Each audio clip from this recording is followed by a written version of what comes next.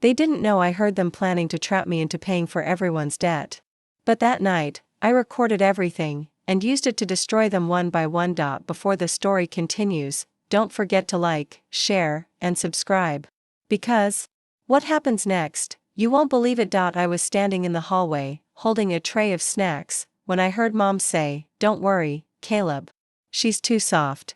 We'll make Josie pay for everything, college fees, Dad's loan, even the mortgage. She always does." My heart sank. I stood frozen. My own family was plotting behind my back like I was their personal ATM. They had no idea I had already paid off their debts once, quietly, without credit, just because I loved them. But now? They were treating my kindness like weakness. The worst part? Caleb grinned and said, "Perfect. That way I can save up for my startup. Let Josie bleed her wallet again." It wasn't just betrayal, it was planned exploitation. That moment changed everything. I quietly stepped back, placed the tray on the table, and went straight to my room. No tears this time. Just silence. My heart was boiling, but my face stayed cold. I grabbed my notebook. Every bill, every dollar I had paid for them, I listed it. Dates. Amounts. Screenshots. Receipts. I documented every cent. Then I looked at my savings account. It had less than $2,000 left. I had sacrificed everything for them, my dream job, my own apartment, even health insurance, so they could live comfortably. They thought I was broke. And in a way, I was.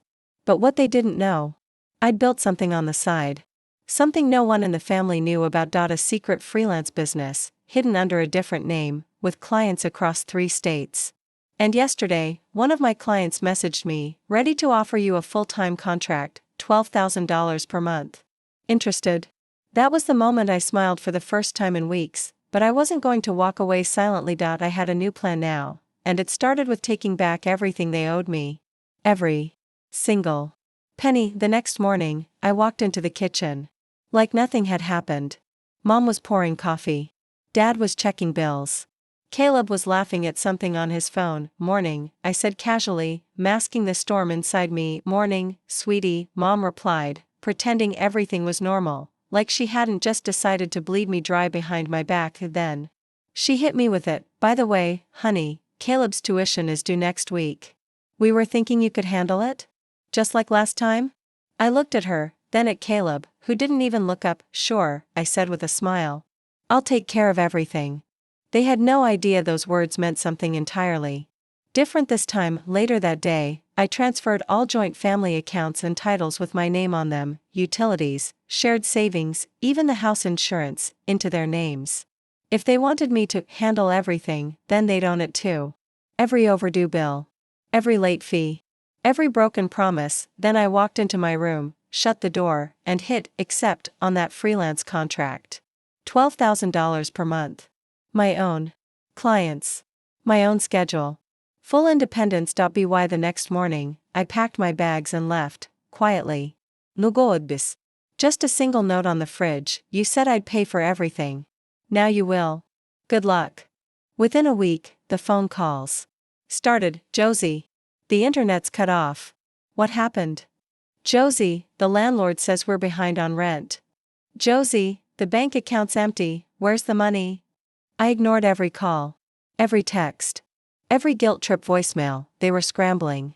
But I wasn't done. I went one step further. I posted screenshots of every bill I'd paid for them, anonymously, in a private family group chat they forgot I still had access to. With each photo, I added, "Paid by Josie." Never acknowledged. Never reimbursed.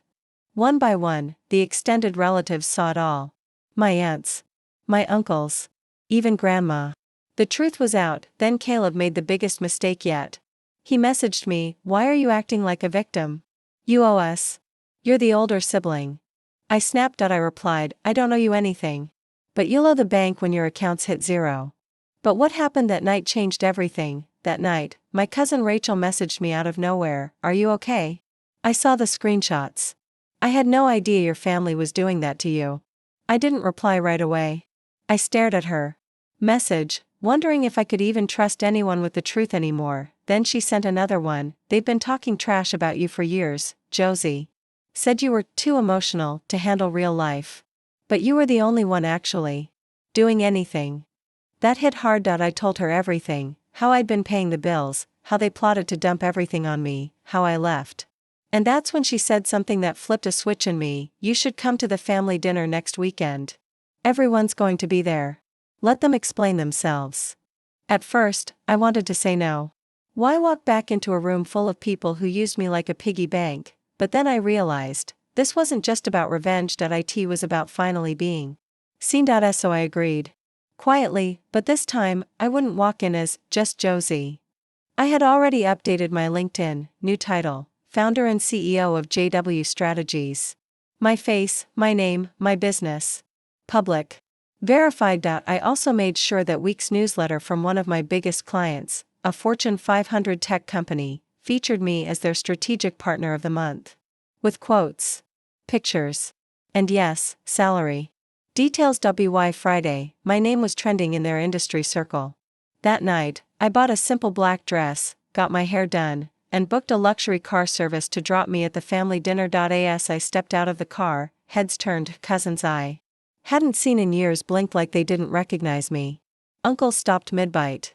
Aunts whispered, then I saw Caleb standing at the end of the long dinner table, and his jaw dropped. He whispered something to Mom, who turned, and dropped her wine glass. I smiled. Not fake. Not forced, just calm. Hey, everyone. Hope I'm not late. Caleb blurted, what are you doing here? I looked around the room and said, loud enough for everyone to hear, just came to clear a few debts. The room went quiet, but what happened next, even I didn't see coming. Grandpa stood up. The man barely spoke at these gatherings, but now he was glaring at my parents with an expression I'd never seen before, pure disappointment. Josie.